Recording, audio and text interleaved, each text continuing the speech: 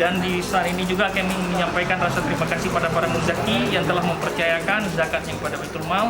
Kita berharap bahwa ini sebagai bentuk pengabdian Baitul Mal di dalam menyampaikan amanah muzaki kepada para mustahik.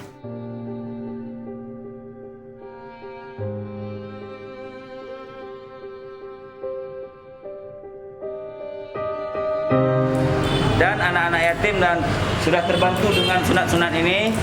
Alhamdulillah Baitul Mal sekali lagi terima kasih. Ya, dari saya pimpinan Klinik Restu Ibu, nama saya Fahrijal, Nurse Fahrijal CC. Dan terima kasih semuanya rakan-rakan dan ibu-ibu semuanya yang hadir dan berpartisipasi di dalam rangka kegiatan ini.